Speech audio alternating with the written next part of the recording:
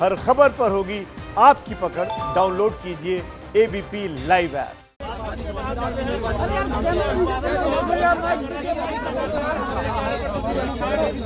जो कहा है वो सारी बातें जो हैं उसने ऑपरेटिव पार्ट ही बताया गया। जब उसका पूरा ब्यौरा आ जाएगा कि क्या उस दिन जो 6 दिसंबर 1992 की जो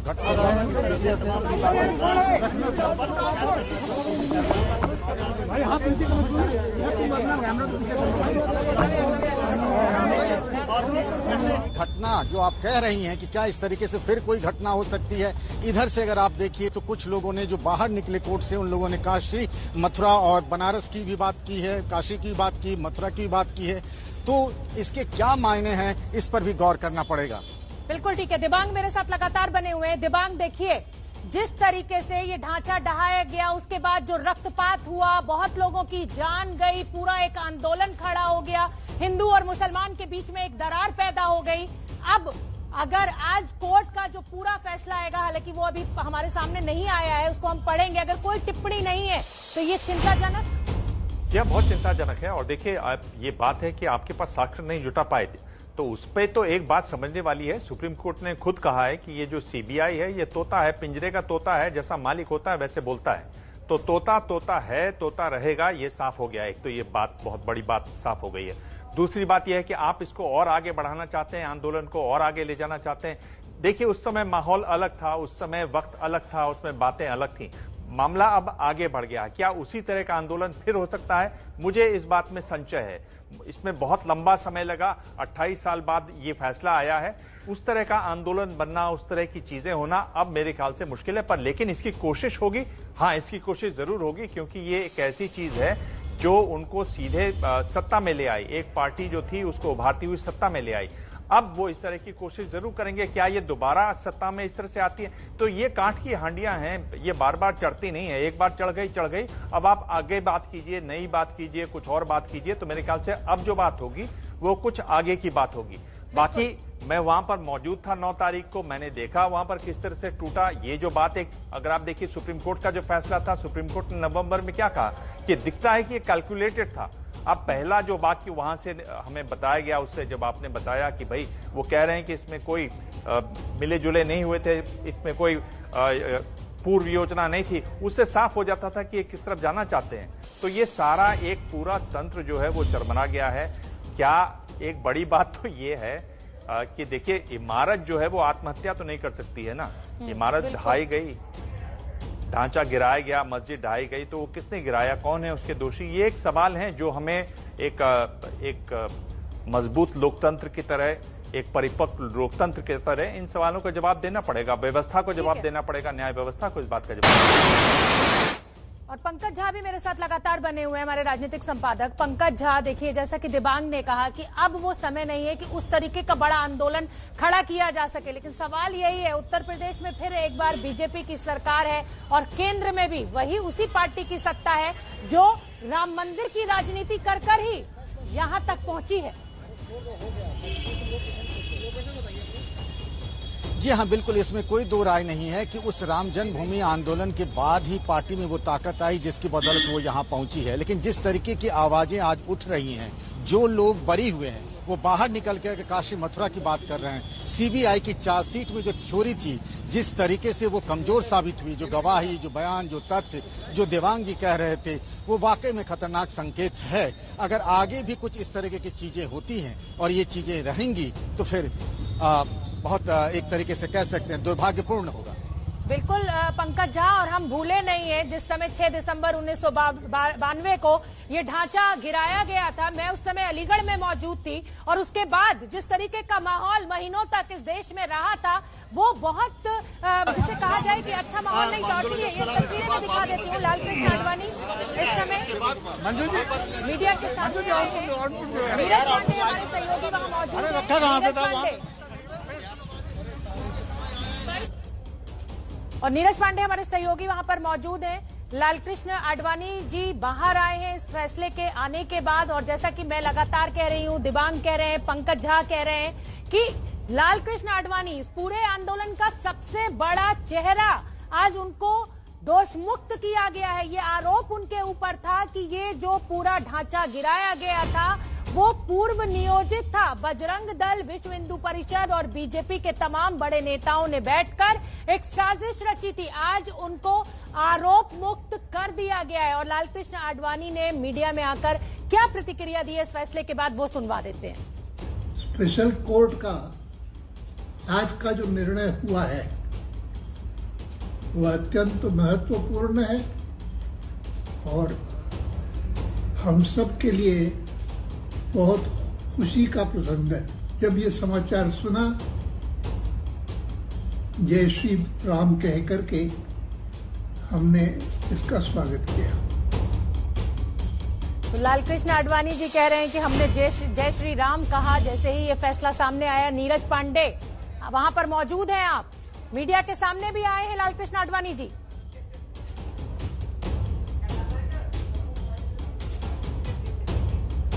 नीरज पांडे, आप सुन सकते हैं मुझे? बोलकर ही अपनी बात। जी नीरज पांडे जी, मैं आपको सुन रहा हूं, मेरी आवाज आ रही है आपको? हाँ, जय श्री राम कहा लालकृष्ण आडवाणी जी ने जैसे ही ये फैसला सुना। ये फैसला जी बिल्कुल जय श्री राम कहा उन्होंने और बाहर भी आए, उन्होंने मीडिया के सामने भी हाथ जोड़ा। हाथ जोड़ते हुए भी उन्होंने केवल एक ही बात कही, जय श्री राम। और उनका जो वर्डिक्ट आया है, जो उन्होंने अपना प्रेस रिलीज जारी किया, उसमें भी उन्होंने स्वागत किया है कि जो आज कोर्ट का फैसला आया है सीबीआई की स्पेशल कोर्ट का, उसका स्वागत करते हैं और ये ऐसा ही होना चाहिए था। जय श्री राम। उन्होंने अपने एक वीडियो मैसेज में भी यही बात कही कि इस जो फैसले का स्वागत है, इस फैसले का स्वागत जय श्री राम कहकर ही किया जाना चाहिए।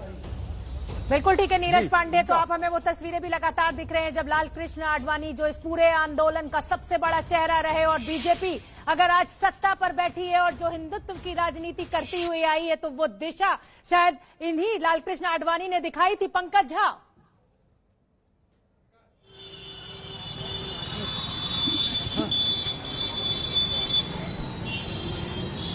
आप मुझे सुन पा रहे हैं? आपको मेरी आवाज मिल रही है? जी पंकज। हाँ, मैं सुन पा रहा हूँ। इस बीच में आपको एक जानकारी देना चाहता हूँ कि अभी आप एलके आडवाणी की चर्चा कर रहे थे, वही आडवाणी जिन्होंने सोमनाथ से लेकर के आपको बताऊं अयोध्या तक रथ यात्रा निकाली थी, राम मंदिर आंदोलन के सबसे बड़े चेहरे माने जाते थे।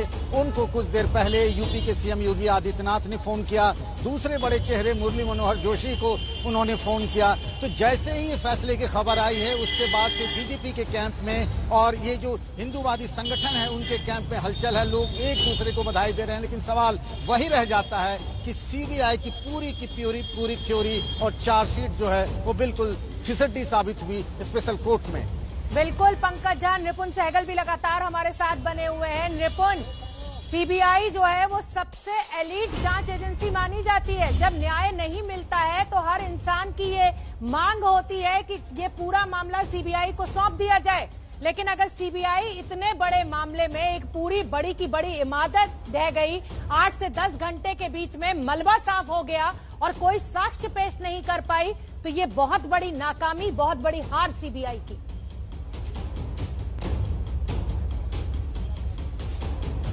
बिल्कुल बहुत बड़ी नाकामी है ये, और ये समझ में नहीं आता है कि किस तरह से जांच की गई कि कुछ एविडेंस नहीं जुटा पाए। आपके जो गवाह थे, 351 गवाह सीबीआई लेकर आई, ज्यादातर तो उसमें ये कह रहे थे कि हमने सुना नहीं ठीक से। जिन्होंने कहा कि हमने सुना, उन्होंने कहा हमने देखा नहीं कि कौन बोल रहा था। तो ये तमाम बातें हैं जो सीबीआई की कमियां बहुत ज्यादा रही हैं और ऐसा लगता नहीं है। सुप्रीम कोर्ट में सीबीआई गई जरूर थी कि हम आपराधिक साजिश की धारा लगाना चाहते हैं, दोनों मुकदमे जो अलग कर दिए गए हैं, रायबरेली और लखनऊ में चल रहे हैं, उनको एक साथ क्लब करना चाहते हैं। तब जब सीबीआई गई थी तब कांग्रेस की सरकार थी केंद्र में, अब जब फैसला आया है तो बीजेपी की सरकार है। तो ये समझ में नहीं आता है कि कार्यप्रणाली क्या है। 2011 में आप बहुत जोश में थे कि हमको इस मुकदमे को अंजाम तक पहुंचाना है, और वो जोश कहां गया। 2017 में जब सुप्रीम कोर्ट ने आखिरकार सीबीआई की अर्जी को मान लिया और लखनऊ और रायबरेली के मुकदमों को एक साथ जोड़ दिया, आपराधिक साजिश की धारा लगाने को कह दिया, तब तक सरकार बदल चुकी थी और परिणाम हमारे सामने है। तो सीबीआई को लेकर सवाल तो जरूर उठेंगे, और हमारे दर्शक क्योंकि उनको फैसले पर या कई बार लोगों को लगता है कि जज ने ऐसा फैसला दिया, बाहर तो जय भगवान गोयल और वेदांती इस तरह की बातें कह रहे हैं, तो चूंकि ज्यादातर लोग फिल्मों के जरिए अदालत को ज्यादा जानते हैं, एक फिल्म का उदाहरण उनको जरूर देना चाहूंगा, जॉली एलएलबी का, जहां पर कि जज कहते हैं कि कानून अंधा होता है, जज अंधा नहीं होता है। जज सब देखता है, सब देखता रहता है कि कोई तो एविडेंस लेकर आए, कोई ऐसा पन्ना हो जिसको मैं एविडेंस मानूं। सीबीआई ने ऐसा कुछ दिया नहीं जज को, परिणाम हमारे सामने है। बिल्कुल, तो एक बड़ी हार सीबीआई की, क्योंकि एक पूरा इतना बड़ा ढांचा, और ढांचा वो जो कि सालों से विवादित माना जाता था, एक समुदाय की भावनाएं जुड़ी हुई थी और दूसरा समुदाय वहां पर अपने रामलल्ला की मंदिर बनाना चाहता था। ऐसे में इस मामले को इतनी कमजोरी के साथ अगर कोर्ट के सामने पेश किया गया तो नियत और नीति पर सवाल जरूर उठेगा। अंकित गुप्ता। निश्चित तौर पर सवाल उठेगा। और शोभना, अगर हम अदालत के आदेश का एक अहम लाइन देखें कि जो फोटोग्राफ दी गई थी उनके निगेटिव तक मौजूद नहीं थे, यानी कि अदालत में ये एक अहम सबूत होता है। जितना जो पिछले कई सालों से मैं और निपुण कोर्ट को कवर कर रहे हैं, जब भी कोई मामला आता है तो वहां पर ये एक अहम सबूत होता है। अगर कोई फोटोग्राफ है उसका नेगेटिव नहीं है तो वो पुख्ता सबूत नहीं माना जाता, लेकिन यहाँ पर ऐसा किया गया था। इतना ही नहीं, अदालत का जो आदेश है उससे साफ होता है कि अदालत ने सबूतों के अभाव में बरी किया है, क्योंकि जो आरोपी हैं जिनको अब बरी कर दिया गया, फिलहाल अब उनको इस मामले में आरोपी कहना ठीक नहीं होगा, वो लोग बरी हो चुके हैं, लेकिन वो तो अभी भी अपनी उसी बात को दोहरा रहे हैं। फिर चाहे वो जय भगवान गोयल हो या हो रामविलास वेदांती, वो सभी लोग ये कह रहे हैं कि हाँ, हम तो गए थे, हमने तैयारी की थी, हमको वो ढांचा गिराना था, हमने जो चर्चा की थी, हमने बातचीत की थी, तो वो तो अभी भी अपनी उसी बात को दोहरा रहे हैं। लेकिन महत्वपूर्ण क्या है, जब अदालत के अंदर पहुंचते हैं तो वो अपने बयान से बदल जाते हैं, और सिर्फ वही नहीं बदलते बल्कि सीबीआई जिन गवाहों को लेकर के आती है, जिन सबूतों को लेकर के आती है, उसमें से कोई ऐसा गवाह, कोई ऐसा सबूत नहीं होता है जो ये साफ तौर पर इन लोगों के खिलाफ बयान दे सके। तो निश्चित तौर पर जांच एजेंसी जो शुरुआत में सीबीसीआईडी थी, उसकी जांच पर भी सवाल उठते हैं और सीबीआई के ऊपर भी सवाल उठते हैं। और इसी वजह से अगर ये कहा जाए कि अदालत ने सबूतों के अभाव में इन लोगों को बरी किया है तो कहना गलत नहीं होगा। और ये लोग तो अभी भी अपने उसी बयान पर कायम है जो सालों से देते रहे कि हाँ, हम तो तैयारी के साथ गए थे, हमने ढांचा गिराया है। बिल्कुल ठीक है पंकज झा, और यही सियासत का दोगलापन है कि कोर्ट में कुछ और चेहरा और बाहर जब मीडिया में आए, लोगों के सामने रैली में आए तो कुछ और चेहरा।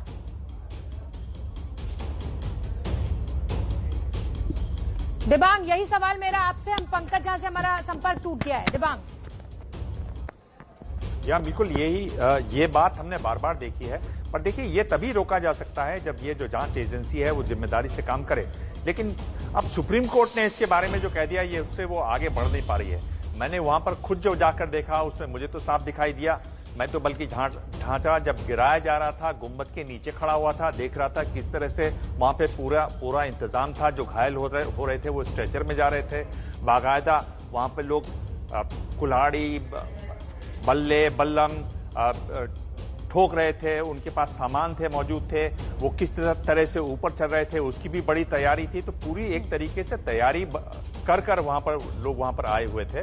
लेकिन जिस तरह से कोर्ट ने कहा कि ये उसमें बात ही नहीं थी, सुप्रीम कोर्ट भी कह चुका है कि ये कैलकुलेटेड था, वो तो साफ दिखाई देता था, क्योंकि मैंने साफ वहां जाकर देखा। इसलिए मुझे बड़ी हैरानी हो रही है कि कोर्ट ने ऐसा किया। लेकिन फिर ये बात ध्यान आती है कि सुप्रीम कोर्ट कह रहा है कि ये तो तोता है, तो तोता वही कहता है जो मालिक चाहता है, तोता उसी सुर में गाता है। मालिक बदल भी जाता है तो तोता अपने सुर बदल देता है। वो आज बात बिल्कुल साफ हो गई। ये बहुत दुर्भाग्यपूर्ण है एक तरीके से कि तोता इस तरीके से व्यवहार करता है और कि सीबीआई तोता है। बिल्कुल, पंकज झा भी हमारे साथ लगातार बने हुए हैं। पंकज झा से हमारा संपर्क टूट गया है, हम एक बार फिर कोशिश कर रहे हैं। निपुण, देखिए वहां पर जैसा कि दिबांग बता रहे हैं, दिबांग उस समय कवर करने पहुंचे हुए थे। जिस तरीके से कार सेवक हजारों की संख्या में वहां इकट्ठा हो गए थे, बल्लम लेकर, कुदाल लेकर, हथौड़े लेकर, और जिस तरीके से ढांचे को गिरा दिया गया 8 से 10 घंटे में, सारा मलबा साफ कर दिया गया। उसके बाद एक भी साक्ष्य अगर सीबीआई पेश नहीं कर पाती है तो कमी किसकी? आपकी जांच की, आपकी नियत ही नहीं थी सही से जांच करने की। आवाज चली गई अचानक। रिपुन, आप सुन पा रहे हैं मुझे? बिल्कुल बिल्कुल बिल्कुल। देखिए नियत नहीं थी, और दिबांग जी ने जो जी मैं सुन पा रहा हूँ। बीच में लिंक कट गया था, लेकिन मैं आपकी बात को समझ गया कि आप क्या पूछना चाह रही है। दिबांग जी की बात को मैंने सुना, और उन्होंने जो अपनी आंखों से जो देखा उस पर तो कोई विवाद हो नहीं सकता। उन्होंने खुद देखा कि वहां पर क्या हो रहा था, वो मौजूद थे। सीबीआई को तमाम लोगों ने ये बातें कही होंगी, लेकिन एजेंसी कोई सबूत नहीं जुटा पाई, कोई पुख्ता बात नहीं रख पाई। वहां पर स्ट्रेचर मौजूद थे, औजार मौजूद थे बिल्डिंग को गिराने के लिए। ये कुछ उग्र लोग थे, 25-30 ऐसी बात कही गई है कोर्ट में। जो नेताओं की तरफ से जो दलील दी गई है, जिसको माना भी है कि इन्होंने नहीं भड़काया, ये तो रोकना चाह रहे थे। अच्छी बात है, हो सकता है वरिष्ठ नेता है, रोकना चाह रहे होंगे। लेकिन ये कहना कि 25-30 की संख्या में कुछ उग्र लोग थे, तो वो 25-30 जो उग्र लोग थे वो अचानक 500, 1000, 2000 कैसे हो गए? और ये अचानक से वहां पर उनके पास औजार कैसे आ गए? वहां पर घायलों को ले जाने के लिए स्ट्रेचर की व्यवस्था कैसे हो गई? ये तमाम चीजें हैं, ये कोई गुप्त बात तो है नहीं। लेकिन सीबीआई जो देश की सबसे बड़ी एजेंसी मानी जाती है, कोई भी जांच जो फंस रही हो, जिसमें लोगों में आक्रोश हो, सीबीआई को जांच दे दी जाती है, लोग संतुष्ट हो जाते हैं। तो सीबीआई क्या संतुष्ट करने का ही लोगों को एक जरिया बनकर रह गई है और किसी परिणाम तक नहीं पहुंच सकती है? ये मामला यही कहता है। भले ही जो लोग मंदिर के पक्ष में हो या जिनको लगता है कि अच्छा फैसला हुआ, उन्हें नाराजगी होगी मेरी इन बातों को सुनकर, लेकिन ये न्याय व्यवस्था के लिए कतई अच्छी बात नहीं है। और इस तरह से अगर जो चीज आंखों के सामने देखी गई है उसमें कुछ प्रमाणित नहीं कर पाती। हो सकता है बड़े नेताओं का रोल ना हो, मैं मान लेता हूं। मैं इसी पर दिमाग से आना चाहूंगी, आऊंगी निपुण। बिल्कुल ठीक आप कह रहे हैं, ये मैं भी लगातार कह रही हूं कि इतना बड़ा ढांचा गिरा दिया गया, मलबा साफ हो गया, तो कोई ना कोई तो जिम्मेदार होगा। और अगर अराजक तत्व जिम्मेदार थे, 20-25 थे, तो वो 20-25 जो है वो 1000-2000 में कैसे बदल गए? दिबांग, ये जो नेता लगातार कह रहे हैं, इनका ये लगातार, हालांकि अब इनको सबको बरी कर दिया गया है, लेकिन फिर भी क्योंकि आपने वो पूरा इवेंट कवर किया था, इसलिए सवाल बहुत अहम हो जाता है, क्या इनकी कोई ऐसी मंशा नहीं थी ढांचा गिराने की, लेकिन स्थिति बेकाबू हो गई, इनके भी हाथ से निकल गई और ये कुछ कर नहीं पाए वहां पर? क्या ये गुंजाइश आप देख रहे थे वहां पर? देखिए, उसके सामने एक मंच बना हुआ था, मंच पर सब ये नेता थे। कुछ में से उनसे कह रहे थे कि भाई नीचे उतर जाइए, कुछ वहां जाकर उनसे ये भी कह रहे थे कि एक धक्का और दो, बाबरी मस्जिद गिरा दो। तो नेताओं की भूमिका अलग अलग थी वहां पर। ऐसा नहीं था कि सारे नेता उसमें रोकने में लगे हुए थे और वो रोक नहीं पा रहे थे। भीड़ थी, भारी भीड़ थी, भीड़ बहुत ज्यादा उग्र भी थी। भीड़ ने पथराव भी किया, उसके बाद पुलिस लगातार वहां से तुरंत हट गई और उसके बाद से भीड़ लगातार उस पर चढ़ती गई। पर भीड़ के पास पूरी तैयारी थी, यानी आप मस्जिद पे किसी इमारत पे ऐसे नहीं चढ़ जाते हैं। आपने जो नाव रोकने के लिए जो लगे होते हैं एंकर्स, वो लेकर ऊपर फेंकते थे, उसके वो ऊपर अटकते थे, उसके सहारे ये ऊपर चढ़ती थी भीड़। तो पूरी एक तरीके से तैयारी थी। और इस बात के भी लोगों ने इस बात की भी तस्वीरें छापी कि किस तरह से उसकी एक मॉक ड्रिल भी की गई एक दिन पहले, किस तरह से इसको गिराया जाए। इस तरह के अखबारों में इस तरह के चित्र भी छपे थे उन दिनों। हमारे पास वो विजुअल उस वक्त नहीं मिल पाए थे, लेकिन ये भी चित्र छपे थे कि किस तरह से इसकी तैयारी की गई थी। तो इसमें सबको आपको एक तरीके से, अगर इतनी बड़ी तैयारी हो रही है, इतने लोग इस तैयारी में जुटे हुए हैं, तो साफ है। और जिस तरह के बयान इन नेताओं के आ रहे थे, अगर आप देखिए तो विनय कटियार का बयान था, जब ये था कि सांकेतिक हुआ, विनय कटियार ने कहा कि नहीं, सांकेतिक कुछ नहीं होता है। बिल्कुल ठीक कह रहे हैं। और दिबांग ने अलग अलग नेताओं के अलग बहुत बड़ा पॉइंट आपने दिबांग रखा है हमारे दर्शकों के सामने, और मैं इसलिए बता रही हूं बार बार क्योंकि दिबांग उस पूरे जो कार सेवा का जो पूरा कार्यक्रम था उसको कवर कर रहे थे, अपनी आंखों देखी दिबांग हमें बता रहे हैं। और सवाल वही सीबीआई से बार बार पूछा जाएगा कि जब आप सबसे एलीट जांच एजेंसी है तो आप साक्ष्य क्यों नहीं जुटा पाए? इतनी बड़ी इमारत को गिरा दिया गया, मलबा साफ कर दिया गया और आपके हाथ में कुछ भी नहीं।